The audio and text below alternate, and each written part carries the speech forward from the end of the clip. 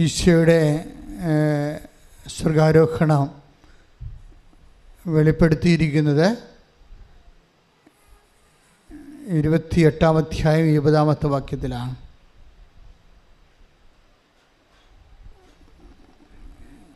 സ്വർഗാരോഹണത്തിൻ്റെ ആ ദിവ്യമായ അവസാന മുഹൂർത്തങ്ങളിലെ ഉടമ്പടിയുടെ സ്പിരിറ്റിലാണ് ഈശോ സംസാരിക്കുന്നത്. ഉടമ്പടി ജീവിതത്തെ മനസ്സിൽ കണ്ടുകൊണ്ട് പരിശുദ്ധാത്മാവ് ഈശോയിലൂടെ സംസാരിക്കുന്ന പോലെ നമുക്ക് തോന്നും. പ്രത്യേകിച്ച് മത്തായി ശ്ലീഹായുടെ സുവിശേഷം 28-ാം അധ്യായത്തിൻ്റെ 20-ാമത്തെ വാക്യം വായിക്കുമ്പോൾ വായിച്ചോളൂ. ശ്രദ്ധിക്കട്ടെ. ഹല്ലേലൂയ. മത്തായി 28:20 പിതാവിൻ്റെയും പുത്രൻ്റെയും പരിശുദ്ധാത്മാവിൻ്റെയും നാമത്തിൽ അവർക്ക് ജ്ഞാനസ്നാനം നൽകുവിൻ. ഞാൻ നിങ്ങളോട് കൽപ്പിച്ചവയെല്ലാം അനുസരിക്കാൻ അവരെ പഠിപ്പിക്കുവിൻ. യുഗാന്തം വരെ എന്നും ഞാൻ നിങ്ങളോട് കൂടെ ഉണ്ടായിരിക്കും. എന്താണ് ഈശോ അവസാനം പറഞ്ഞ വാഗ്ദാനവും വചനവും? എന്താണ്? ഞാൻ നിങ്ങളോട് പഠിപ്പിച്ചതെല്ലാം പറഞ്ഞ് ഞാൻ നിങ്ങളെ പഠിപ്പിച്ചതെല്ലാം അവരെ അഭ്യസിക്കുവാൻ അനുസരിക്കുവാൻ നിങ്ങളവരെ അഭ്യസിക്കുവേൻ. അതായത് കർത്താവ് പഠിപ്പിച്ചത് അതാണ്. നമ്മൾ യോഹന്നാൻ 2:5 നമുക്കറിയാം. അവൻ പറയണത് പോലെ ചെയ്യുന്നതാണ് ഉടമ്പടി. അതിൻ്റെ തന്നെ ഒരു സ്വർഗാരോഹണ വേർഷനാണിത്. എന്താണ് ഇത്? ശിഷ്യന്മാർക്ക് പറ്റിയ ജോലിയാണ്. ഉടമ്പടി നമുക്കറിയാമല്ലോ. നമുക്ക് മനുഷ്യരുമായിട്ട് കേവല മനുഷ്യൻ, പിന്നെ വിശ്വാസി, പിന്നെ ശിഷ്യൻ, അങ്ങനെയാണ് പോണത്. ഉടമ്പടി എടുക്കുന്നവർ നിങ്ങളെ ഒരു വിശ്വാസിയായിട്ടാണ് ഇവിടെ വരണത്. അല്ലെ പിന്നെ വരത്തില്ലല്ലോ. ഉടമ്പടി എടുത്തു കഴിയുമ്പോൾ നമ്മൾ ശിഷ്യന്മാരായിട്ട് മാറും. ഇതാ വ്യത്യാസമുണ്ട്. ഇത് കറക്റ്റായിട്ട് ഇത് മനസ്സിലാക്കണം. ഉടമ്പടി എടുത്ത് പിന്നെ ശിഷ്യന്മാരുടെ ആനുകൂല്യങ്ങളുണ്ട്. അതെല്ലാം സുവിശേഷം പറയുന്നുണ്ട്. ഉടമ്പടി എടുക്കുമ്പോൾ നമ്മൾ വിശ്വാസം, ഇപ്പം നമ്മൾ കേവല വിശ്വാസി എന്ന നിലയിലാണ് ഉടമ്പടിയിലേക്ക് പ്രവേശിക്കുന്നത്. ഉടമ്പടി എടുത്തു കഴിയുമ്പോൾ നമ്മൾ മത്തായി ശ്ലീഹായുടെ സുവിശേഷം 28:19 വായിച്ചേ. ശ്രദ്ധിക്കട്ടെ. ഹല്ലേലൂയ.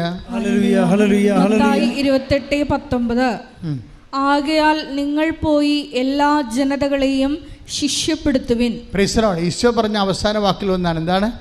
എല്ലാ ജനതകളെയും ശിഷ്യപ്പെടുത്തുവിൻ. ഇനി എങ്ങനെയാണ് ശിഷ്യപ്പെടുത്തുന്നതെന്നാണ് മത്തായി ശ്ലീഹായുടെ സുവിശേഷം 28:19 പറയണത്. നിങ്ങൾ എല്ലാ ജനതകളെയും നിങ്ങൾ പോയി എല്ലാ ജനതകളെയും ശിഷ്യപ്പെടുത്തുവിൻ. അപ്പൊ ഇനി എങ്ങനെയാണ് ശിഷ്യപ്പെടുത്തുന്നത്? അതാണ് 28:20 പറയണത്. ഒന്നിനു വായിച്ചേ. പിതാവിൻ്റെയും പുത്രൻ്റെയും പരിശുദ്ധാത്മാവിൻ്റെയും നാമത്തിൽ അവർക്ക് ജ്ഞാനസ്നാനം നൽകുവിൻ. ഞാൻ നിങ്ങളോട് കൽപ്പിച്ചവയെല്ലാം അനുസരിക്കാൻ അവരെ പഠിപ്പിക്കുവിൻ. ജ്ഞാനസ്നാനം അവിടെ നിൽക്കട്ടെ. ജ്ഞാനസ്നാനം പലതരമുണ്ട്. വിശ്വാസത്തെ ജ്ഞാനസ്നാനമുണ്ട്. ഇപ്പം ഈ കഴിഞ്ഞ ദിവസങ്ങൾ എന്താ സംഭവിച്ചത്? പരിശുദ്ധ മാർപ്പാപ്പ കത്തോലിക്ക സഭയിലല്ലാത്ത 21 പേരെ വിശുദ്ധരുടെ പട്ടികയിൽ ചേർത്ത്. അതിനുള്ള കാരണം എന്താണ്? അവർ ജലത്താൽ മാത്രമല്ല രക്തത്താലും ജ്ഞാനസ്നാനം സ്വീകരിച്ചെന്നാണ്. ISI തീവ്രവാദികൾ പട്ടാപ്പകൽ കൊന്ന 21 പേര് മാർപ്പാപ്പ കോപ്റ്റിക് സഭ, കത്തോലിക്ക സഭയല്ല, വേറൊരു സഭയാണ്. ക്രൈസ്റ്റ് ഹോണർ ചെയ്യുന്ന വേറൊരു സഭയാണ്, ഈജിപ്ഷ്യൻ സഭയാണ്.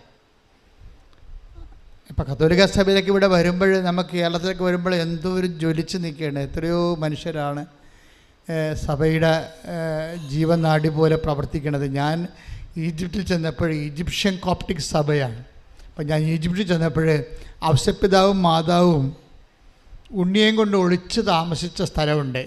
ബെത്ലഹേമിൽ നിന്ന് അവർ ഓടിപ്പോന്നപ്പോൾ അത് ഈജിപ്തിലാണ്, കെയ്റോയിലാണ്.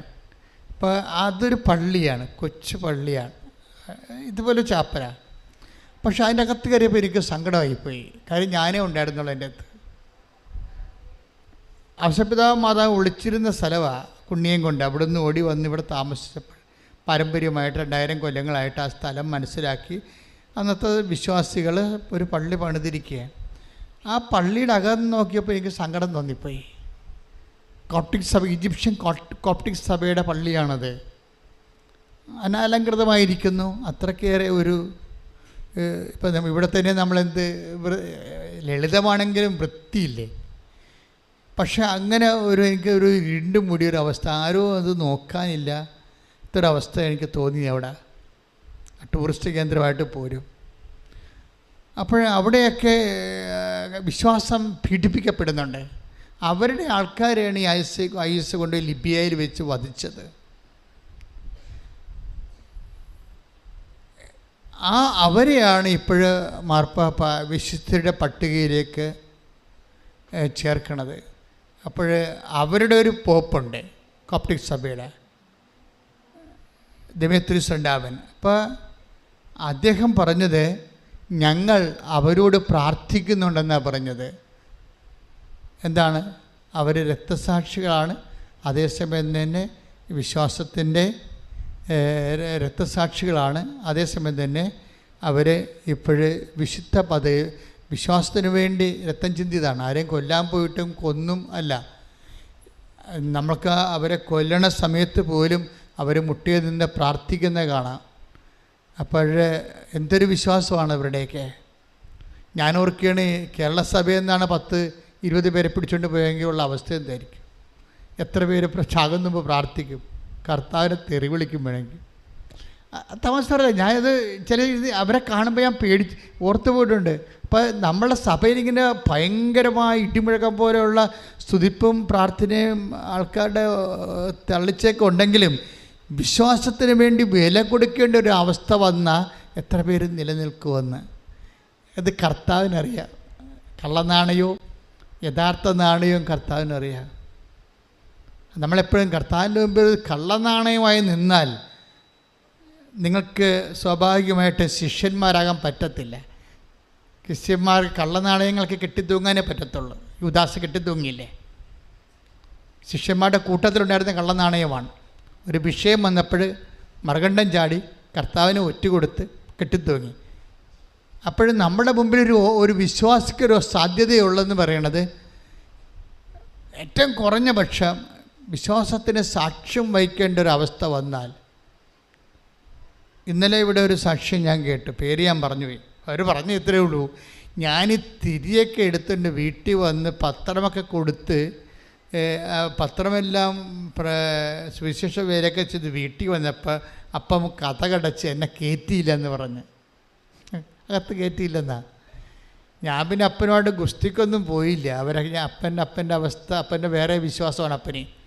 അത് കാരണം ഞാൻ വീട്ടുകാരുടെ വിശ്വാസം അല്ലേ, അതുകൊണ്ട് എന്നെ കയറ്റില്ലെങ്കിൽ കുഴപ്പമില്ല, ഞാൻ അറയത്ത് കിടന്നോളാം ഈശോയ്ക്ക് വേണ്ടിയെന്ന് പറഞ്ഞിട്ട് അവളത് ഉൾക്കൊണ്ട്. പക്ഷെ കാലാന്തരം വിശ്വാസം കളഞ്ഞില്ല.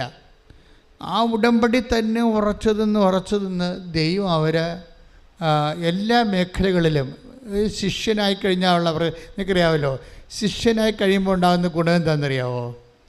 ശിഷ്യനായി കഴിയുമ്പോൾ മത്തായി, അതായത് യോഹന്നാൻ്റെ സുവിശേഷം 15:7 വായിച്ച ശ്രുതികട ഹല്ലേലൂയ. യോഹന്നാൻ 15:7 നിങ്ങൾ എന്നിൽ വസിക്കുകയും എൻ്റെ വാക്കുകൾ നിങ്ങളിൽ നിലനിൽക്കുകയും ചെയ്യുന്നെങ്കിൽ ഇഷ്ടമുള്ളത് ചോദിച്ചുകൊള്ളുക, നിങ്ങൾക്ക് ലഭിക്കും. 8 വായിച്ച 15. നിങ്ങൾ ധാരാളം ഫലം പുറപ്പെടുവിക്കുകയും അങ്ങനെ എൻ്റെ ശിഷ്യന്മാരായിരിക്കുകയും ചെയ്യുന്നത് വഴി പിതാവ് മഹത്വപ്പെടുന്നു. ഇതാണ് പ്രശ്നം. അതായത് ശിഷ്യന്മാരാകണത് 15:8 വെച്ചുകൊണ്ട്, യോഹന്നാൻ 15:7-8 വെച്ചുകൊണ്ടാണ്. അത് ഉടമ്പടി അനുസരിച്ചാണ്. ഉടമ്പടി നിങ്ങളെ ശിഷ്യന്മാരാക്കി ശരിക്കും. ഒന്നിന് വായിച്ച് യോഹന്നാൻ 15:7-8 വായിച്ച്. നിങ്ങൾ എന്നിൽ വസിക്കുകയും പറഞ്ഞ് നിങ്ങൾ എന്നിൽ വസിക്കുകയും എന്റെ വാക്കുകൾ നിങ്ങളിൽ നിലനിൽക്കുകയും ചെയ്യുന്നെങ്കിൽ ഇഷ്ടമുള്ളത് ചോദിച്ചുകൊള്ളുക, നിങ്ങൾക്ക് ലഭിക്കും. നിങ്ങൾ ധാരാളം ഫലം പുറപ്പെടുവിക്കുകയും അങ്ങനെ എന്റെ ശിഷ്യന്മാരായിരിക്കുകയും ചെയ്യുന്നത് വഴി പിതാവ് മഹത്വപ്പെടുന്നു. അപ്പൊ ഇതാണ് സംഭവം. ഉടമ്പടിയാണ് ഒരു വ്യക്തിയെ ശിഷ്യനാക്കുന്നത്. ഞാൻ ആദ്യമേ പറഞ്ഞില്ലേ, നമ്മൾ വിശ്വാസിയായിട്ടാണ് ഇവിടെ വരണത്. പക്ഷെ ഉടമ്പടി എടുത്ത് കഴിയുമ്പോൾ നമ്മൾ സത്യസന്ധരാണെങ്കിൽ നമ്മൾ യേശുവിൻ്റെ ശിഷ്യന്മാരായി മാറും. നിങ്ങൾ ശിഷ്യന്മാരായി കഴിഞ്ഞാൽ എന്താ കാണാം? 15:7 എന്താ പറയണത്? നിങ്ങൾക്ക് ഇഷ്ടമുള്ളത് ചോദിക്കാവുന്ന, ഇഷ്ടമുള്ളത്. ഇപ്പോൾ ഈ കുഞ്ഞിൻ്റെ കഥ കടച്ച് പുറത്താക്കിയ മോളുടെ അവസ്ഥ എന്താ അറിയാമോ? അവളുടെ പഠനങ്ങളൊക്കെ പണ്ടേ കഴിഞ്ഞതാണ്. അവൾക്കൊരു ആശയമില്ല, ഇപ്പോൾ എങ്ങനെ ജീവിക്കണമെന്ന് ഒരു ആശയമില്ല. ചില ആൾക്കാർക്ക് അങ്ങനെ വരുമല്ലോ, കരിഞ്ഞു പോവില്ല ജീവിതം, ഒരാശയമില്ല, കരിഞ്ഞ കമ്പ് പോലെ. ചില ആൾക്കാരുടെ ജീവിതം കരിഞ്ഞ കമ്പ് പോലെ. ഉടമ്പടി മാത്രമേ അത് തളർക്കത്തുള്ളൂ. ഇവളുടെ ജീവിതം, ഇപ്പം ഇവളുടെ ജീവിതത്തിൻ്റെ പ്രശ്നം കരിഞ്ഞ കമ്പാണ്. കാര്യം ഇവൾക്ക് കുറേ നാൾ പണ്ട് പഠിച്ചതാണ്. ഇപ്പം എന്തിന് പോകണമെന്ന, എന്ത് ജോലി ചെയ്യണമെന്ന, എവിടെ കിട്ടുമെന്ന പ്രത്യാശ കരിഞ്ഞു പോയ ഒരാളാണ്. പ്രത്യാശ കരിഞ്ഞുപോയ ആൾ കരിഞ്ഞ കമ്പ് പോലെയുള്ള ജീവിതമാണ്. അവരാണ് ഉടമ്പടി എടുത്തിരിക്കുന്നത്. പക്ഷേ ഉടമ്പടി ഒരു പ്രശ്നമുണ്ട്. കരിഞ്ഞ കമ്പ് തളർക്കുന്നതാണ് ഉടമ്പടിയുടെ, ദൈവം തളർപ്പിക്കുന്ന ഉടമ്പടിയുടെ ആദ്യകാലം മുതലേയുള്ള ബന്ധം. ഇപ്പം നമ്മൾ കൃപാസനം കണ്ടില്ലേ ഇരിക്കണത്, ആ സ്വർണ്ണപ്പെട്ടി. അതിൻ്റെ അകത്ത് എന്താണ് മോസസിൻ്റെ കാലത്ത് ഉണ്ടായിരുന്നത്? 3 കാര്യങ്ങളാണ്. എന്തൊക്കെയാണ് ഉണ്ടായിരുന്നത്? ഒന്ന്, മന്ന അപ്പം. അപ്പമില്ല, ഭക്ഷിക്കാൻ അപ്പമില്ല. ഞങ്ങൾക്ക് അപ്പം എവിടെ നിന്ന് കിട്ടുമെന്ന് ചോദിക്കുമ്പോൾ ഇവർ അപ്പം നോക്കണം ഭൂമിയിലൊക്കെ അല്ലേ നോക്കത്തുള്ളു ആൾക്കാർ, അല്ലേ? ഗോതമ്പായാലും അതുപോലെ തന്നെ അരി ആയാലും ഒക്കെ ഉണ്ടാകുന്നത് ഭൂമി മുളപ്പിച്ച്, പിന്നെ നെല്ലും ഗോതമ്പൊക്കെ ഉണ്ടാക്കി, പിന്നെ അത് ഉണക്കി പൊടിച്ച് അപ്പം ഉണ്ടാക്കി ഭൂമിയിലേ നോക്കത്തുള്ളു. പക്ഷെ ഭൂമിയിലല്ലാതെ നിൻ്റെ ദൈവത്തിന് ആകാശം പിളർത്തി അപ്പം കൊടുത്തു. Price the Lord. കൈയടിച്ച് ഉടമ്പടിയിലൂടെ ഞങ്ങൾക്ക് അനന്ത സാധ്യതകൾ തുറന്നു തരുന്ന അവിടുത്തെ സ്നേഹത്തിന് നന്ദി പറയുന്നു. ഉണ്ടായിരുന്നു മന്ന വച്ചിരുന്ന സ്വർണ്ണ കലശവും അഹറോന്റെ തളിർത്ത വടിയും ഉടമ്പടിയുടെ ഫലകങ്ങളും. മഹത്വം, ആരാധന, ആരാധന. വാഗ്ദാന പേടകത്തിലുള്ള എന്താണ്? കർത്താവിൻ്റെ വചനം. പിന്നെ എന്താണ്? ഭൂമിയിൽ നിന്നല്ലാതെ ആകാശം പിളർത്തിക്കൊണ്ടുവരുന്ന അപ്പം. ആകാശം പിളർത്തിക്കൊണ്ടുവരുന്ന അപ്പം ഇപ്പോഴും നടക്കുന്നുണ്ട്. ഇപ്പം ഞാനീ പറഞ്ഞ കൊച്ചിൻ്റെ കാര്യം എന്താണെന്നറിയോ? അവൾക്ക് ആകാശം പിളർത്തിയാണ് അപ്പം കൊടുത്തിരിക്കുന്നത്. കാര്യം അവൾ ഉടമ്പടി എടുത്ത ഉടനെ അവൾക്ക് എന്താ, അവളുടെ ജീവിതം കരിഞ്ഞു പോയി. വിദ്യാഭ്യാസം കുറേ കാലം മുമ്പ് കഴിഞ്ഞതാണ്. ഇനി കിട്ടുകയോ ഇല്ല, ജോലി കിട്ടുകയോ ഇല്ല എന്നറിയത്തില്ല, ടച്ച് വിട്ടുപോയി. അതാണ് കരിഞ്ഞ കമ്പെന്ന് പറയണത്. നമ്മൾ ഇതിനകത്തിരിക്കണത് എന്താണ്? തളർത്ത വടിയാണ്, അല്ലേ? എത്രയോ പേരുടെ ജീവിതമാണ് ഉടമ്പടി തളർപ്പിക്കണമെന്നറിയാവോ? അത് പ്രോമിസിൻ്റെ ഭാഗമാണ്. നിൻ്റെ കമ്പ്, നിൻ്റെ ജീവിതം കരിഞ്ഞതാണെങ്കിൽ, ഇപ്പോൾ ചിലരൊക്കെ വന്നിട്ട് ഈ 10 കൊല്ലം, ഇപ്പോൾ ഒരു IELTS അവർ IUI എടുത്തു, IVF എടുത്തു, എന്തിനവസാനം കുഞ്ഞുങ്ങളുണ്ടായില്ല എന്ന് പറഞ്ഞിട്ട് എന്താ പറയണത്? ഉടമ്പടി എടുത്തപ്പോൾ അവർക്ക് കുഞ്ഞിനെ ലഭിച്ചു. അതെന്താണ്? ശരിക്കും പറഞ്ഞാൽ തളർത്ത വടിയാണ്, കരിഞ്ഞു പോയതാണ്. ഒരു കുഞ്ഞെന്ന സ്വപ്നം പോലും കരിഞ്ഞതാണ്. എത്ര കരിഞ്ഞ വടികളാണ് കർത്താവ് തളർപ്പിച്ചിരിക്കുന്നത്. കൈയടിച്ച് കർത്താവ്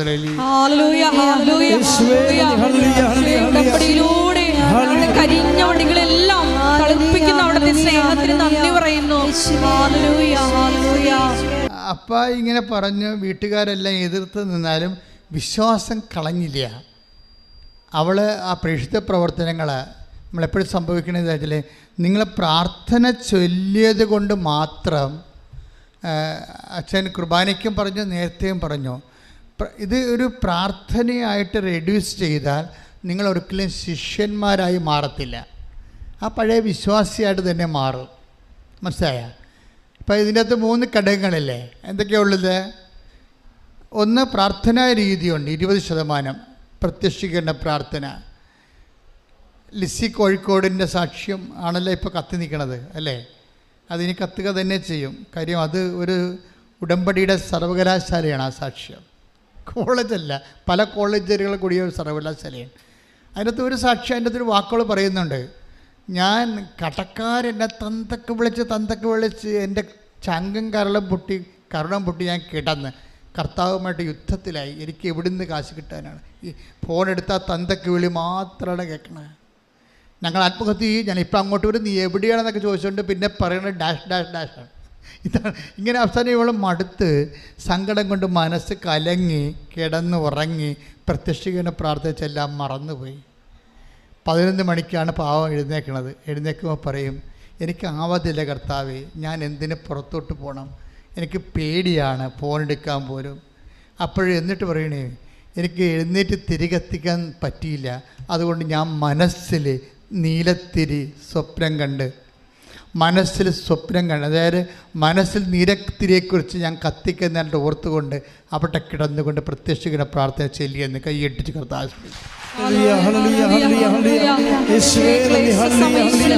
വിശ്വാസം പ്രഖ്യാപിക്കാനുള്ള കൃപ ഈ ആരാധനയിലൂടെ ഞങ്ങൾക്ക് നൽകണമേ. ഹല്ലേലൂയ, ആരാധന ആരാധന യേശുവേ, ആരാധന ആരാധന ആരാധന യേശുവേ, ആരാധന. പണ്ടൊക്കെ മനുഷ്യന് വിശ്വാസം പ്രാർത്ഥിക്കാനുള്ളതായിരുന്നു ഉടമ്പടിക്കാലത്തിന് മുമ്പേ.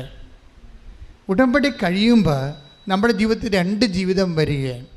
ബിഫോർ ക്രൈസ്റ്റ് എന്ന് പറഞ്ഞ പോലെ അതായത് നമ്മൾ ആഫ്റ്റർ ക്രൈസ്റ്റ് എന്ന് പറഞ്ഞ ലോകചരിത്രം മാറുന്ന പോലെ ജീവചരിത്രം മാറുന്നത് പോലെ കാണും നമ്മളെ. എന്താ കാര്യം എന്നറിയാവോ? എന്താ ഞാൻ ഇങ്ങനെ പറയാൻ കാരണം വെച്ച് കഴിഞ്ഞാൽ, ഉടമ്പടിയുടെ മുമ്പ് നേരത്തെ നമ്മളൊരു വിശ്വാസിയായിരുന്നു.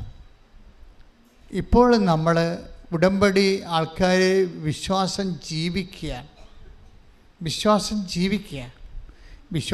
ജീവിക്കുകയല്ല, വിശ്വാസം പ്രഖ്യാപിക്കുകയും വിശ്വാസം ജീവിക്കുകയും ചെയ്യും.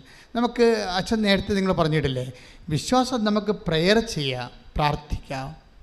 അതൊരു പ്രിലിമിനറി ABCD ലെവലാണ് വിശ്വാസം പ്രാർത്ഥിച്ചു പോണത്. പിന്നെ നമുക്ക് വിശ്വാസം പ്രഖ്യാപിക്കാം. വിശ്വാസം പ്രഖ്യാപിക്കാമെന്ന് പറയുമ്പോൾ വിശ്വാസം പ്രാർത്ഥിക്കുന്നതിന് ജസ്റ്റ് ഒരു അറിവ് വേണം, ഒരു മൈൽഡ് സിംഗിൾ വോൾട്ടാണത്, അറിവ് മതി. പക്ഷെ വിശ്വാസം പ്രഖ്യാപിക്കുന്നതിന് വേണ്ടി നമുക്ക് ഇച്ഛാശക്തി വേണം, വിൽ പവർ വേണം. അവിടെയാണ് പ്രശ്നം. വിശ്വാസത്തിൻ്റെയൊക്കെ വിൽ പവർ കയറ്റിവിടുമ്പോഴാണ് ഇത് പ്രഖ്യാപിക്കുന്നത്. ലിസിയുടെ സാക്ഷ്യത്തിൽ നിങ്ങൾ നോക്കിയാൽ മതി. ലിസിക്ക് ആമവാദമാണ്. ആമവാദം വന്നിട്ട് ഇവളുടെ അത് കണ്ണിനെ ബാധിക്കും. കണ്ണിനെ ബാധിച്ചിട്ട് കാഴ്ച ദ്രവിപ്പിക്കും. എന്നിട്ട് രക്തോട്ടം കുറഞ്ഞിട്ട് കണ്ണ് നീല നിറമായിട്ട് വലുതായിട്ട് വരും. ഇങ്ങനെ അത് വികൃത കോലമായി കണ്ടാൽ പിടിച്ചു പോകും. പക്ഷേ എന്നിട്ട് ഇവിടെ എന്താ ചെയ്യണത്? അതായത് ഇത് ഈ കണ്ണിനെയും കൊണ്ട് ആശുപത്രി പോയാൽ കണ്ണ് കിട്ടത്തില്ലെന്ന് നമുക്ക് ഉറപ്പാണ്. കാര്യം ഇത് ഡോക്ടർ എൻ്റെ സത്യം പറഞ്ഞു കൊടുത്തിട്ടുണ്ട് എന്താ വന്നിരിക്കണമെന്ന് അറിയാൻ. അപ്പോൾ ലിസി പറഞ്ഞു, ഞാൻ എന്തേ ചെയ്തു വെച്ചാൽ ഞാൻ ഉടമ്പടി തൈലം എടുത്തു. തൈലം എല്ലാവരും ഉടമ്പടി തൈലം എടുക്കാറുണ്ട്.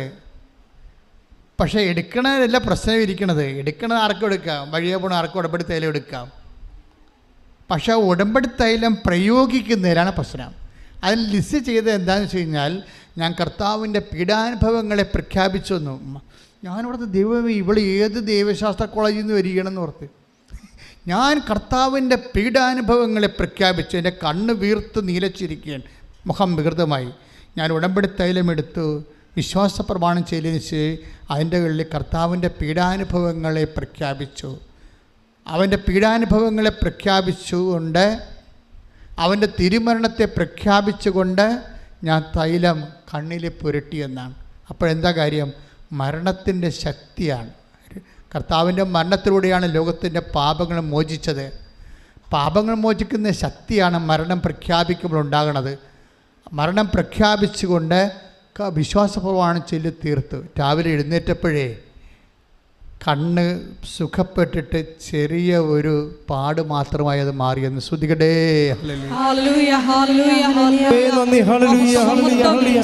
ദിവ്യകാരുണ്യത്തിന് ആരാധനയും സ്തുതിയും പുകഴ്ചയും ഉണ്ടായിരിക്കട്ടെ. പ്രഖ്യാപനം എന്ന് പറയണത് ഇപ്പം പ്രാർത്ഥന, പ്രഖ്യാപനം അഥവാ പ്രഘോഷണം, അങ്ങനെ പിന്നെ പ്രയോഗം, ഇതെല്ലാം വിശ്വാസത്തിൻ്റെ അട്രിബ്യൂഷൻസാണ്. നമുക്ക് നിർഭാഗ്യവശായി സാധാരണ ആൾക്കാർക്ക് പ്രാർത്ഥന മാത്രമേ അറിയത്തുള്ളൂ. ഉടമ്പടി, അതുകൊണ്ടാണ് ഞാൻ പറയണത് ഉടമ്പടി പ്രാർത്ഥനയിൽ വർക്കൗട്ട് ചെയ്യത്തില്ലെന്ന്. പ്രാർത്ഥന മാത്രമേ അറിയത്തുള്ളൂ. അതിന് പ്രഖ്യാപനമുണ്ട്, പിന്നെ പ്രയോഗമുണ്ട്. കർത്താവിൻ്റെ മരണത്തെ പ്രഖ്യാപിക്കുന്നു ലിസി. പിന്നെ എന്താണ് അതിൻ്റെ അടയാളമായി അവൾ കർത്താവിൻ്റെ ശക്തിയെ, നമ്മുടെ ബലഹീനതയിലാണ് ദൈവത്തിൻ്റെ ശക്തി. അതാണ് സംഭവം. 2 കൊറിന്ത്യസ് 19:10-9 വായിച്ച് ശ്രദ്ധിക്കട്ടെ. ഹല്ലേലൂയ. യേശുവേ നന്ദി. ഹല്ലേലൂയ ഹല്ലേലൂയ ഹല്ലേലൂയ. 2 കൊരിന്തോസ് 12:9. സോറി. എന്നാൽ അവിടുന്ന് എന്നോട് അരുളി ചെയ്തു. എന്നാൽ പറഞ്ഞേ. എന്നാൽ അവിടുന്ന് എന്നോട് അരുളി ചെയ്തു. നിനക്ക് എന്റെ കൃപ മതി. എന്തെന്നാൽ ബലഹീനതയിലാണ് എന്റെ ശക്തി പൂർണ്ണമായി പ്രകടമാകുന്നത്. ഇത് ഈ വചനമാണ്, ഈ വചനമാണ് ഉടമ്പടിയുടെ കാര്യം എന്ന് പറഞ്ഞ് ബലഹീനതയിലാണ് നിനക്കെന്റെ കൃപ മതി. എന്തെന്നാൽ ബലഹീനതയിലാണ് എൻ്റെ ശക്തി. ആരുടെ ശക്തിയാണ്? ദൈവത്തിൻ്റെ ശക്തി. അപ്പം ദൈവത്തിൻ്റെ ശക്തി നമ്മുടെ ആരോഗ്യത്തിൽ വർക്കൗട്ട് ചെയ്യത്തില്ല, 0 മെറിറ്റിലെ വർക്ക് ചെയ്യത്തുള്ളൂ. നമ്മുടെ ഉടമ്പടിയുടെ പ്രഖ്യാപിത നിയമം എന്താണ്? Not by merit but by grace. നിങ്ങളുടെ യോഗ്യത കൊണ്ടല്ല, എൻ്റെ കൃപ കൊണ്ടെന്ന്. പക്ഷേ കൃപ വർക്ക് ചെയ്യണത് എവിടെയാണ്? 0 മെറിറ്റിലാണ്. അതാണ് ബലഹീനതയിലാണ്. പറഞ്ഞേ. 12:9 2 കൊറിന്ത്യൻസ്. എന്താണ്? ബലഹീനതയിലാണ് ദൈവത്തിന്റെ കൃപ പ്രവർത്തിക്കുന്നത്. അപ്പൊ ഈ ബലഹീനം എന്ന് പറയുമ്പോൾ ഇപ്പൊ അവളുടെ കണ്ണ് രോഗിയായി, കണ്ണ് പഴുത്തിരിക്കുന്നു, അത് ബലഹീനമായി അല്ലേ?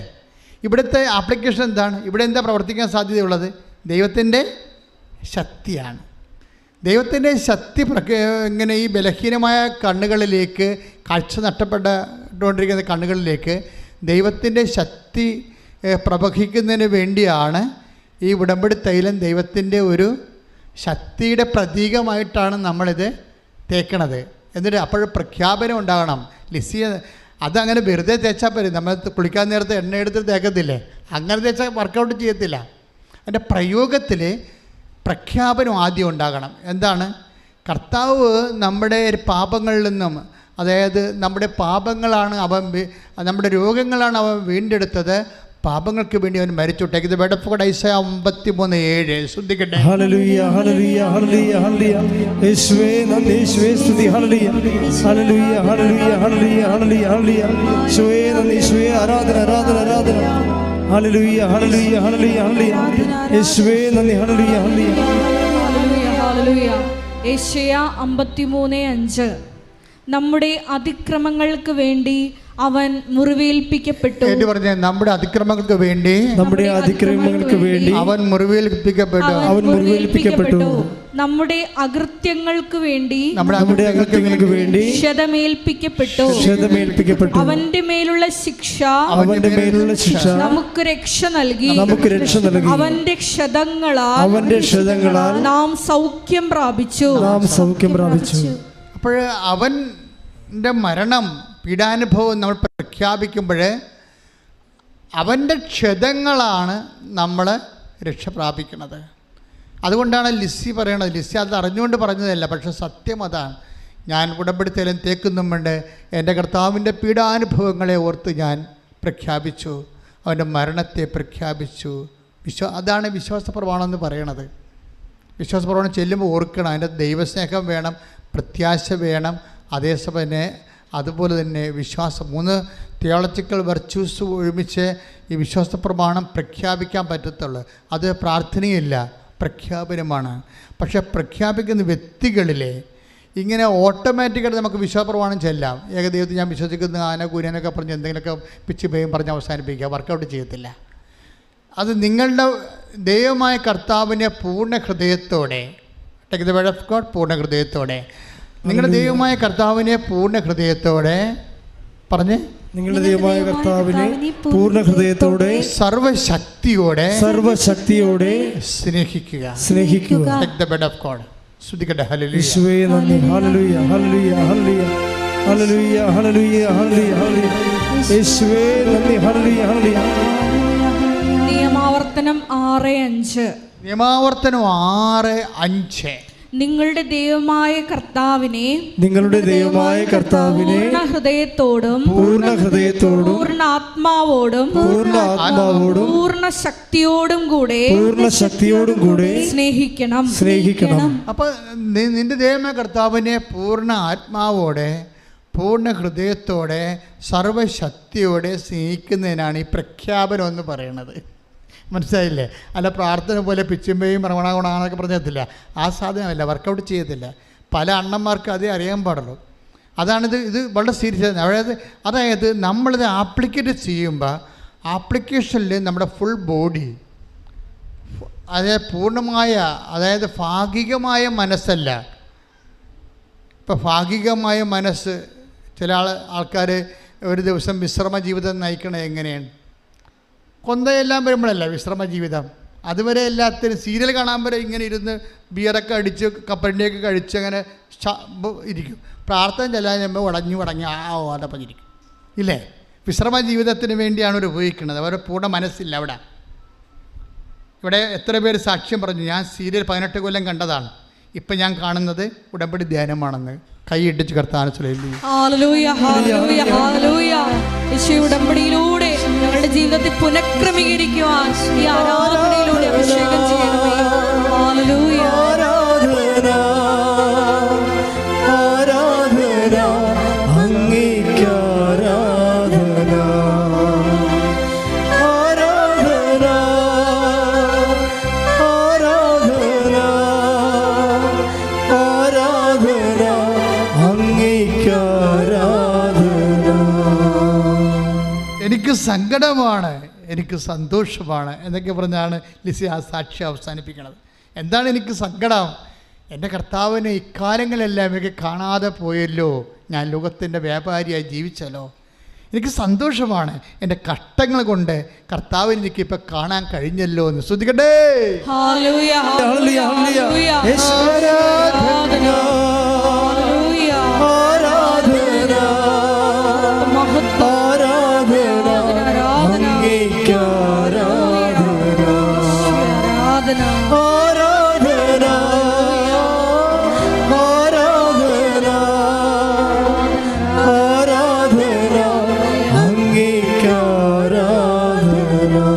നമ്മൾ പ്രാർത്ഥിക്കുമ്പോഴും പ്രയോഗിക്കുമ്പോഴൊക്കെ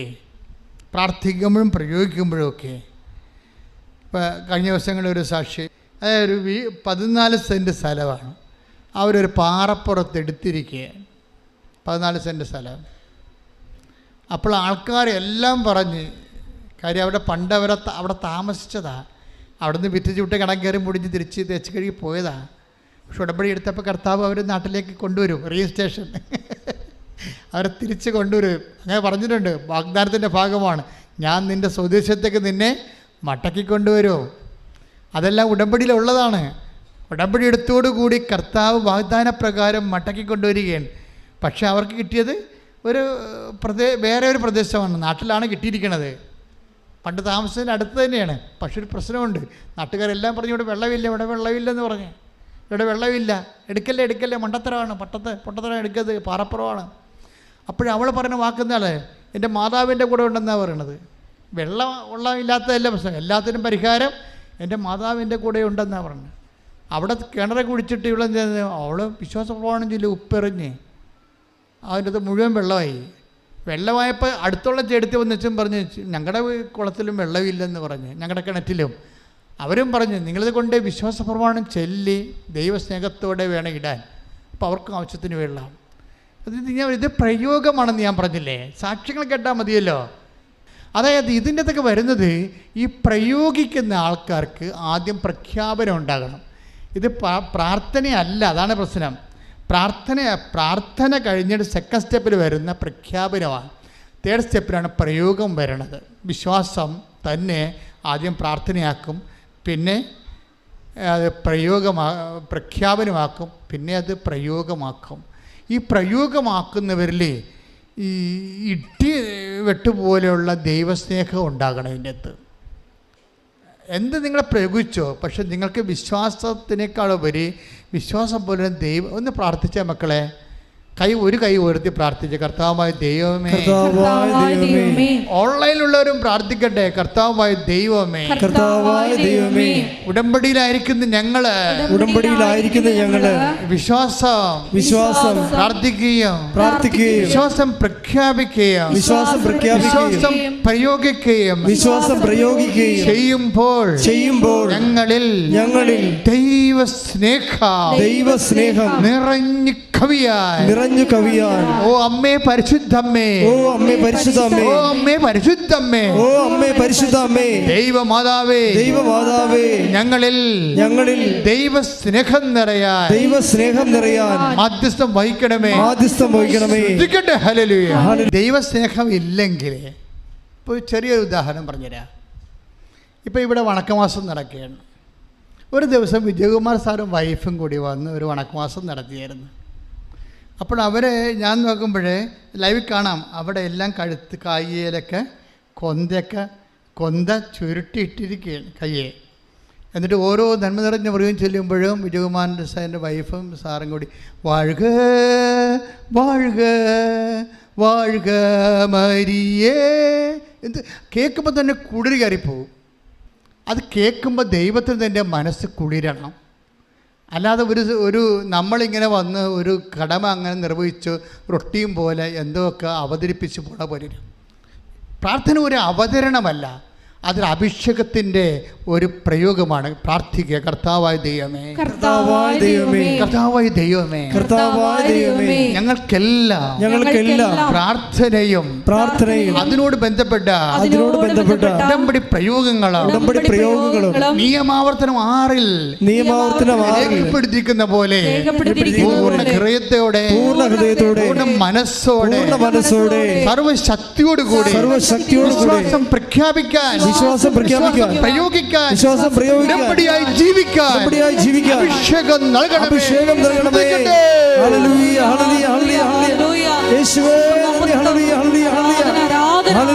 നിങ്ങൾ എൻ്റെ സ്നേഹിതരാകും, നിങ്ങളെൻ്റെ ശിഷ്യന്മാരാകും. ഈ ശിഷ്യന്മാരായി കഴിഞ്ഞതിന് ശേഷം വീണ്ടും നമ്മളൊരു ഗ്രേഡ് കൂടി വളരുമ്പോഴാണ് ദൈവത്തിൻ്റെ യേശുവിൻ്റെ സ്നേഹിതരാകുന്നത്. 15:8 ആദ്യം വായിച്ച ഒന്നുകൂടി. യോഹന്നാൻ 15:8 നിങ്ങൾ ധാരാളം ഫലം പുറപ്പെടുവിക്കുകയും അങ്ങനെ എന്റെ ശിഷ്യന്മാരായിരിക്കുകയും ചെയ്യുന്നത് വഴി പിതാവ് മഹത്വപ്പെടുന്നു. അപ്പൊ നിങ്ങൾ ധാരാളം ഫലം പുറപ്പെടുവിക്കുന്ന വഴിയാണ് നമ്മൾ ശിഷ്യന്മാരാകുന്നത്. ഈ ഫലം പുറപ്പെടുവിക്കുന്നത് എങ്ങനെയാണ്? ഉടമ്പടി വഴിയാണ്. അതാണ് 15:7 വായിച്ചേ യോഹന്നാന്റെ സുവിശേഷത്തിലെ. നിങ്ങൾ എന്നിൽ വസിക്കുകയും നിങ്ങൾ എന്നിൽ വസിക്കുകയും എന്റെ വാക്കുകൾ നിങ്ങളിൽ നിലനിൽക്കുകയും ചെയ്താൽ ഇഷ്ടമുള്ളത് ചോദിച്ചു കൊള്ളുക, നിങ്ങൾക്ക് ലഭിക്കും. അപ്പോൾ നിങ്ങൾ എന്നിൽ വസിക്കുകയും എൻ്റെ വാക്ക് നിങ്ങൾ നിലനിൽക്കുകയും ചെയ്താൽ, അതായത് അവൻ പറയണത് പോലെ ചെയ്യുമ്പോഴേ, ഉടമ്പടി പ്രകാരം ഉടമ്പടിയായി ജീവിക്കുമ്പോൾ എന്താ സംഭവിക്കണത്? നമ്മളിൽ നിങ്ങൾക്കിഷ്ടമുള്ളത് ചോദിക്കാം. അങ്ങനെ വരുമ്പോൾ ഉടമ്പടി പ്രകാരം ജീവിക്കുമ്പോൾ എന്ത് സംഭവിക്കും? നിങ്ങൾ ധാരാളം ഫലം പുറപ്പെടുവിക്കുമെന്ന്. ധാരാളം ഫലം എന്ന് വെച്ചാൽ ഓരോരുത്തരുടെ പ്രേക്ഷിത പ്രവർത്തനം കണ്ടാൽ അറിയാം ഫലങ്ങൾ എന്തുമാത്രമാണെന്ന്. ഒരു ഫലവുമില്ലാത്ത കരിഞ്ഞതിനെക്കുറിച്ചും കർത്താവ് പറയുന്നുണ്ട്. ഉടമ്പടി എടുത്തിട്ടും കരിഞ്ഞ ആൾക്കാരെക്കുറിച്ച് പറയുന്നുണ്ട്. Take the bed of God. ഉണങ്ങിയ കമ്പ് പോലെ അത് തീയിലെറിഞ്ഞ് കത്തിച്ച് കളയുമെന്ന് യോഹന്നാന്റെ സുവിശേഷത്തിൽ തന്നെ ഉള്ളതാണത്. ശ്രദ്ധിക്കട്ടെ. ഹല്ലേലൂയ, ഹല്ലേലൂയ, ഹല്ലേലൂയ, ഹല്ലേലൂയ, ഹല്ലേലൂയ. യേശുവേ നന്ദി, യേശുവേ ആരാധന, ആരാധന, ആരാധന. ഹല്ലേലൂയ, ഹല്ലേലൂയ, ഹല്ലേലൂയ, ഹല്ലേലൂയ. ഈശോയെ നന്ദി നന്ദി. ഹല്ലേലൂയ ഹല്ലേലൂയ. യേശുവേ സ്തുതി. യേശുവേ ആരാധന ആരാധന. ആരാധന ആരാധന ആരാധന അങ്ങേക്ക് ആരാധന. ആരാധന ആരാധന ആരാധന അങ്ങേക്ക് ആരാധന. ലൂക്ക 3:9. വായിച്ചോളൂ. വൃക്ഷങ്ങളുടെ വേരിന് കോടാലി വയ്ക്കപ്പെട്ട് കഴിഞ്ഞു. നല്ല ഫലം നൽകാത്ത വൃക്ഷങ്ങളെല്ലാം വെട്ടി തീയിൽ എറിയപ്പെടും. ഇത് ഈശോ ഇടയ്ക്കിടയ്ക്ക് പറയുന്ന സംഭവമാണ്. ഫലം കാഴ്ചയില്ലെങ്കിൽ വെട്ടി മാറ്റപ്പെടും. അത് യോഹന്നാൻ്റെ സുവിശേഷത്തിലുമുണ്ട്. അതായത് 15:6 വായിച്ചോളൂ. യോഹന്നാൻ 15:6. യോഹന്നാൻ 15:6. എന്നിൽ വസിക്കാത്തവൻ പറഞ്ഞു, എന്നിൽ വസിക്കാത്തവൻ മുറിച്ച ശാഖ പോലെ പുറത്തെറിയപ്പെടുകയും ഉണങ്ങിപ്പോവുകയും ചെയ്യുന്നു. അത്തരം കമ്പുകൾ ശേഖരിച്ച് തീയിലിട്ട് കത്തിച്ചു കളയുന്നു. അപ്പോൾ ഉടമ്പടി എടുത്തിട്ട് ഫലം പ്രകടിപ്പിക്കാതിരിക്കുന്ന ആൾക്കാരുണ്ട്. പ്രേക്ഷിത വരെ ഇല്ല, ജീവകാരുണ്യ പ്രവർത്തനമില്ല. അതാ ഉണങ്ങിയ കമ്പെന്ന് പറയണത്. ഉടമ്പടി എടുത്തതിന് ശേഷവും വെറുതെ പ്രത്യക്ഷിക്കുന്ന പ്രാർത്ഥനയും ചൊല്ലി മാത്രം ഇരിക്കുന്ന ആൾക്കാരുണ്ട്. അത് ഫലം പ്രകടിപ്പിക്കാത്തതാണ്. അത് പ്രേക്ഷിത വരെയില്ല, രോഗികളെ പോയി കാണത്തില്ല, ഓൾഡേജ് ഹോം സന്ദർശിക്കത്തില്ല, ആർക്കും വേണ്ടി കൈനിനഞ്ഞ് ഒന്നും ചെയ്യത്തില്ല. ആ പ്രാർത്ഥനയൊക്കെ ചൊല്ലി വീട്ടിൽ തിരിഞ്ഞ് കത്തിച്ചിരിക്കും. ഇതാണ് ഉണങ്ങിയ കമ്പെന്ന് പറയുന്നത്. ഇത് കത്തിച്ചുകളെന്ന് കർത്താവ് പറഞ്ഞിരിക്കണം. നമ്മൾ വളരെ ശ്രദ്ധിക്കേണ്ട വിഷയമാണിത്. അല്ലെങ്കിൽ നമുക്ക് ധാരാളം ഇപ്പം ഞാൻ ആ കോട്ടയത്തെ കുഞ്ഞിനെക്കുറിച്ച് എന്താ പറഞ്ഞത്, അവളെ പടിയടച്ച് പിണ്ടം വെച്ച പോലെ പുറത്താക്കി. പക്ഷെ പുറത്താക്കി അപ്പനോട് വൈരാഗ്യമില്ല, അമ്മയോട് വൈരാഗ്യമില്ല, സഹോദരന് വൈരാഗ്യമില്ല. പക്ഷേ ഉടമ്പടിയിൽ നിന്ന് അവൾ മാറുന്നില്ല. അതാണ് വിശ്വാസം സംരക്ഷിക്കുക എന്ന് പറയണത്. ഉടമ്പടിയിൽ നിന്ന് മാറണില്ല. ഉടമ്പടി മാറാതെ ആ ജീവകാരുണ്യ പ്രവൃത്തിയും പ്രേക്ഷിത പ്രവർത്തനം എല്ലാം കഴിഞ്ഞപ്പോഴേ ഇവളെന്താ പറ്റി, ഇവളുടെ ജീവിതം തന്നെ ഒരു കരിഞ്ഞ കമ്പായിരുന്നു. കർത്താവ് അതിനെ തളർപ്പിക്കാൻ തുടങ്ങി. ഒരു ലിങ്ക് അവൾക്ക് UK നിന്ന് ലഭിച്ചു. ചിന്തിക്കാത്തൊരു കാര്യം, ചിന്തിക്കാൻ അർഹതയില്ലാത്ത, അവകാശമില്ലാത്ത, സ്വപ്നം കാണാൻ പറ്റാത്തൊരു സാധ്യത. എന്താ സംഭവിച്ചിരിക്കണത്? ഒരു ലിങ്ക് കിട്ടി. ആ ലിങ്കിൽ പിടിച്ച് ഇവൾ കയറണമുണ്ട്. അത് അവൾക്ക് ആ ജോലി UK ശരിയായി കഴിയുമ്പോൾ അപ്പം പറയും, നീ പോയി സാക്ഷ്യം പറഞ്ഞോളാൻ പറയും. കഥ കടച്ചിട്ട് അപ്പം പുറത്താക്കി അപ്പം തന്നെ തിരിഞ്ഞ് കർത്താവ് ആ മകളുടെ സാക്ഷ്യം കാരണം ആ അപ്പനെയും അമ്മനെയും അവൾ വിശ്വാസത്തിലേക്ക് കൊണ്ടുവരികയാണ്. കൈയിട്ടിച്ച് കർത്താവ് ആരാധനയും സ്തുതിയും പുകഴ്ചയും ഉണ്ടായിരിക്കും. അപ്പം നിങ്ങൾക്ക് ജീവിതത്തിൽ ഒരു പ്രതീക്ഷയും ഇല്ലെന്ന് വിചാരിച്ചോ? നിങ്ങൾക്കൊരു ഐഡിയ പോലും ഇല്ല, ആരും നിങ്ങളെ സഹായിക്കാനില്ല. അപ്പോഴാണ് ഉടമ്പടി എടുക്കുമ്പോൾ മാതാവ് നിങ്ങളെ സഹായിക്കാൻ വരണത്. അതൊരു ഒന്നൊന്നര സഹായമായിരിക്കും. അമ്മയുടെ സഹായം എന്ന് പറഞ്ഞാൽ അത് ഏത് തടസ്സം ഉണ്ടെങ്കിലും, ദൈവത്തിൻ്റെ സ്വഭാവം അറിയാമല്ലോ, ദൈവം മുന്നേ പോണതിന് പകരം ഇന്ന് വിടുന്ന സഞ്ചാരി മാതാവിനെയാണ്. ദൈവം മുന്നേ പോകുന്ന കാര്യമുണ്ട്. ഞാൻ നിനക്ക് മുമ്പേ പോകും. 45 എടുത്ത് ഐശ 45:2 ശ്രദ്ധിക്കട്ടെ. ഹല്ലേലൂയ ഹല്ലേലൂയ ഹല്ലേലൂയ ഹല്ലേലൂയ. യേശുവേ നന്ദി, യേശുവേ ആരാധന ആരാധന ആരാധന. ഹല്ലേലൂയ ഹല്ലേലൂയ ഹല്ലേലൂയ. യേശയ്യ 45:2. ഐശയ 45:2. ഞാൻ നിനക്ക് മുൻപേ പോയി. കൈയടിച്ചിട്ട് ഹല്ലേലൂയ ഹല്ലേലൂയ ഹല്ലേലൂയ ഹല്ലേലൂയ ഹല്ലേലൂയ. ഏറ്റു പറഞ്ഞ്, ഞാൻ നിനക്ക് മുമ്പേ പോവുകയും മലകൾ നിരപ്പാക്കുകയും പിച്ചളവാതിലുകൾ തകർക്കുകയും ഇരുമ്പോടാമ്പലുകൾ ഒടിക്കുകയും ചെയ്യും. ശ്രദ്ധിക്കട്ടെ. ഹല്ലേലൂയ ഹല്ലേലൂയ ഹല്ലേലൂയ ഹല്ലേലൂയ. യേശുവേ നന്ദി. ഹല്ലേലൂയ ഹല്ലേലൂയ. ആരാധന ആരാധന ആരാധന ആരാധന അങ്ങേക്ക് ആരാധന ആരാധന ആരാധന ആരാധന അങ്ങേക്ക് പരിശുദ്ധ പരമദിവ്യകാരുണ്യത്തിന് ആരാധനയും സ്തുതിയും പുകഴ്ചയും ഉണ്ടായിരിക്കട്ടെ. പിച്ചളവാത് തകർത്ത് മലകൾ നിരപ്പാക്കി പിച്ചളവാത് തകർത്ത് ഇരുമ്പ് ഓടാമ്പകൾ ഒടിക്കും. അതെന്താണ്? നിനക്ക് മുമ്പേ പോകുന്ന ദൈവത്തിൻ്റെ വാഗ്ദാനങ്ങളാണ്. അതാണ് പ്രശ്നം. അതാണ് ഗ്രീൻ ചാനലിലൂടെ ആൾക്കാർ പോകണം. മലകൾ ഉണ്ടാകത്തില്ലെന്ന് പറഞ്ഞിട്ടില്ല, നമ്മുടെ മുമ്പിൽ തടസ്സങ്ങളുണ്ടാകും. കഴിഞ്ഞ ദിവസങ്ങളിലൊരു സാക്ഷ്യം നമ്മൾ കേട്ട സാക്ഷ്യം എന്ന് പറയണത്, അതായത് അവൾക്ക് വീടില്ല. അവസാനം ലൈഫ് മിഷൻ്റെ ഒരു വീട് കിട്ടി. അതിന് 4 ലക്ഷമോ 6 ലക്ഷമോ കിട്ടുന്നത്. പക്ഷേ അതിന് കിട്ടണമെന്നുണ്ടെങ്കിൽ ഈ പറമ്പിൻ്റെ മുന്നാധാരം വേണം.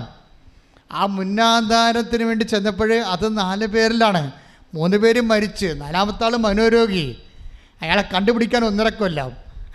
അതിനെ കണ്ടുപിടിച്ച് കഴിയുമ്പോൾ അയാൾ വേറൊരു നമ്പർ കൊടുക്കും. ഇങ്ങനെ കറങ്ങി തിരിഞ്ഞൊടിഞ്ഞ് മടങ്ങി അവസാനം സ്റ്റാൻഡിലെത്തുമ്പോൾ ആ മലകൾ നിവർത്തി ഇരുമ്പോടാനുമ്പോൾ പിച്ചളവാത് തകർത്ത് ഇരുമ്പോടാകുമ്പോൾ ഒടിച്ചുകൊണ്ട് ദൈവം ഇന്നും സഞ്ചാരി മാതാവിൻ്റെ വേഷത്തിൽ നിങ്ങളുടെ ജീവിതത്തിൻ്റെ മലകൾ തകർക്കാൻ വേണ്ടി ഉടമ്പടിയിലൂടെ കടന്നു വരുന്നു. ശ്രദ്ധിക്കട്ടെ.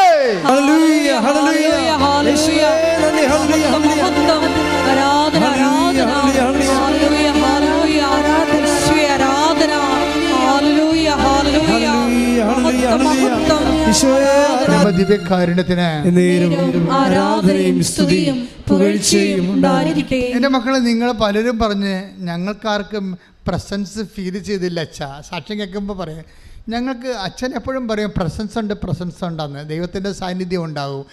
അപ്പം ഞങ്ങൾക്കാർക്കും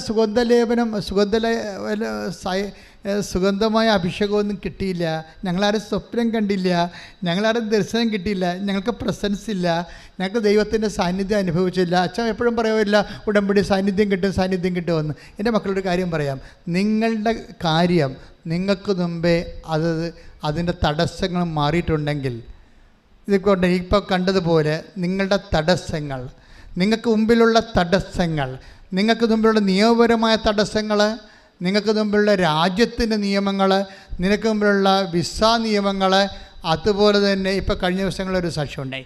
ആ സാക്ഷ്യം സ്തുതിക്കട്ടെ. ഹല്ലേലൂയ.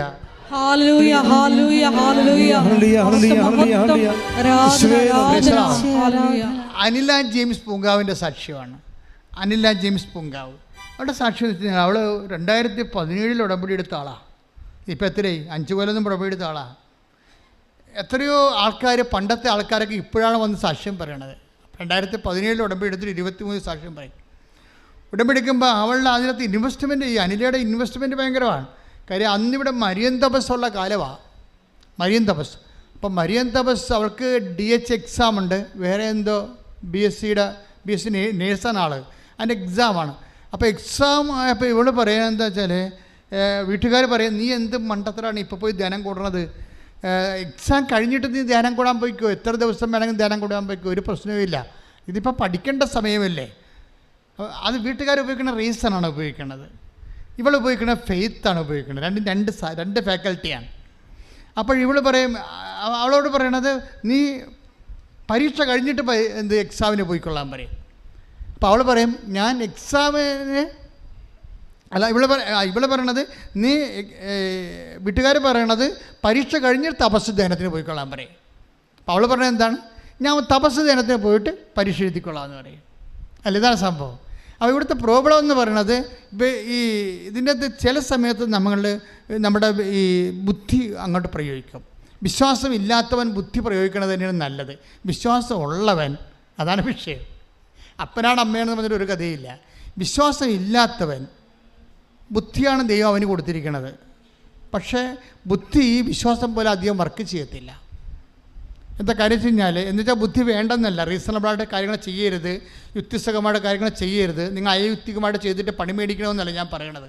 നിങ്ങളുടെ വിശ്വാസ നിലവാരം ശക്തമാണെങ്കിൽ അതാണ്. അല്ലാതെ ഈ വിശ്വാസത്തിൻ്റെ ABCDക്കാരെ കൊണ്ടുപോയി ഇൻവെസ്റ്റ് ചെയ്ത് പണി മേടിക്കരുത്. പക്ഷേ നിങ്ങളുടെ വിശ്വാസ നിലവാരം ശക്തമാണെങ്കിൽ, എൻ്റെ കർത്താവ്, ഞാൻ പഠിക്കാനുള്ള പഠിച്ചിട്ടുണ്ട്, ബാക്കി ചെയ്യേണ്ടത് കർത്താവാണ്, അവർക്ക് ബോധ്യമുണ്ടത്. ആ ബോധ്യം പറഞ്ഞ് ഞാൻ തപസ് ധ്യാനം കൂടിയിട്ട് പ്രാർത്ഥിച്ചിട്ട് ഞാൻ പോയി പരീക്ഷ എഴുതാം. എന്താ കാര്യം, ബാക്കി എൻ്റെ പ്രശ്നങ്ങൾ എന്തെങ്കിലും ഉണ്ടെങ്കിൽ അമ്മ പരിഹരിക്കും, എനിക്ക് ചെയ്യാവുന്ന ഞാൻ ചെയ്തിട്ടുണ്ട്. അപ്പോൾ അവൾ തപസ് കൂടിയിട്ട് പോയി പരീക്ഷ എഴുതി ആ പരീക്ഷ ജയിക്കുകയും ചെയ്ത് അവൾ Abu Dhabi DH exam, Dubai health അതോറിറ്റിയുടെ എക്സാം DH എക്സാം എഴുതി. DH എക്സാമിൽ അവൾ ജയിച്ചു. ചേച്ചി അവിടെ നേഴ്സായിട്ട് ജോലി ചെയ്തുകൊണ്ടിരിക്കുന്ന സമയത്ത് പെട്ടെന്നൊരു പ്രശ്നം വന്നു. എന്താ പ്രശ്നം വെച്ചാൽ അവൾ 4 മാസം കഴിഞ്ഞപ്പോൾ അവൾ പ്രഗ്നൻ്റായിട്ട് പിന്നെ ഭയങ്കര ഛർദിയും ഭയങ്കര പ്രഗ്നൻസിയുടെ കുറേ പ്രോബ്ലംസ് വന്നപ്പോൾ ആശുപത്രിക്കാർ പറഞ്ഞു നിങ്ങളിവിടെ നിർത്താൻ പറ്റുകയില്ലെന്ന് പറഞ്ഞു. അവളെ ഡിസ്മിസ് ചെയ്ത് ചെയ്യുമ്പോൾ നിങ്ങൾക്കൊന്ന് ഉണ്ടായ ജോലി പോയി ഒരു ഗർഭിണിയെ ഡിസ്മിസ് ചെയ്തിട്ട് അവൾക്ക് നാട്ടിലോട്ട് പോരണം. അപ്പോൾ എല്ലാം തകർന്ന് നാട്ടിലോട്ട് പോരുകയാണ്. അത് ചിലപ്പോൾ ബൈ ചാൻസായിട്ട് ഇങ്ങനെ പ്രഗ്നൻ്റ് ആകത്തില്ലേ. അപ്പം അങ്ങനെ വന്നൊരു ജീവിതത്തിൻ്റെ ഒരു അനുഭവമാണത്. നമ്മൾ ആരെയും ഒന്നും പറഞ്ഞിട്ടൊരു കഥയില്ല. നിങ്ങൾക്കൊക്കെ ജീവിതത്തിൽ ഇതുപോലുള്ള അനുഭവങ്ങളുണ്ടാവും. അപ്പം നിങ്ങൾ ഓർക്കണം, വിശ്വാസപൂർവ്വം. അപ്പോൾ ഉടമ്പടി എടുത്തതിൻ്റെ കാശ് രൂപകൾ ഇപ്പോൾ ആശുപത്രിയുടെ പുറകെ ഇരുന്നുണ്ട് നാട്ടിലൊക്കെ തിരിച്ചു പോരാൻ നേരത്ത് ഈ ഉടമ്പടി കാശുവത്തെ പിടിച്ച് വിശ്വാസപ്രമാണം ചെയ്തിട്ട് കണ്ണീരോടെ മാതാവിനോട് ചോദിക്കും, കുഞ്ഞിനെ തന്നത് നീയാണ്, ജോലി തന്നത് നീയാണ്, ഞാനിപ്പോൾ ആശുപത്രിക്ക് പുറത്തായി, നീയല്ലേ ഇതിന് സമാധാനം പറയേണ്ടത്. അതാണ് വിശ്വാസം.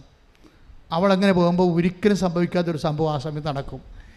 അവിടുത്തെ MD അയാൾ എപ്പോഴും കാറെടുക്കാൻ വേണ്ടി ഫ്രണ്ടിലൂടെയാണ് കയറിപ്പോണത്. അന്ന് ജീവിതത്തിൽ ആദ്യമായിട്ട് ഈ മനുഷ്യൻ ആശുപത്രിയുടെ പുറകിൽ കൂടി വരും. വരുമ്പോൾ നിന്നോട് ചോദിക്കും എന്ത് പറ്റിയെന്ന് പറയുമ്പോൾ അവൾ കാര്യം പറയും. HR-ഉം സൂപ്രണ്ടും എന്നെ പുറത്താക്കിയെന്ന് പറയും.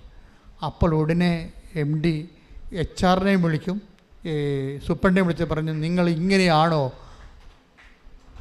ഒരു ഗർഭിണിയോട് പെരുമാറേണ്ടതെന്ന് ചോദിച്ചുകൊണ്ട്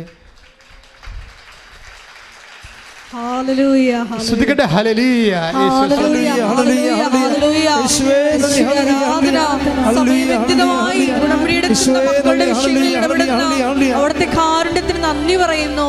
ഹല്ലേലൂയ.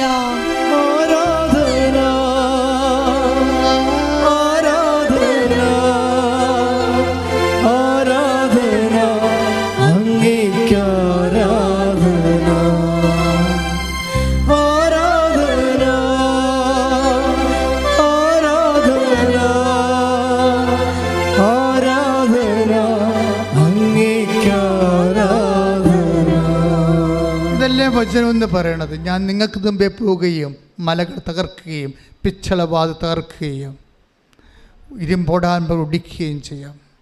ഇരുമ്പോടാമ്പൽ ഒടിച്ചുകൊണ്ടാണ് അമ്മ സഞ്ചാരി മാതാവ് നിനക്ക് മുമ്പേ പോണത്. This is presence.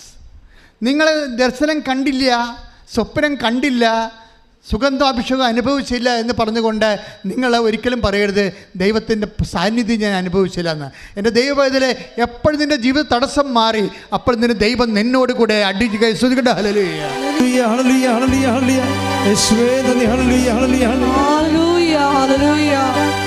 മഹത്വം ആരാധന. ഹല്ലേലൂയ.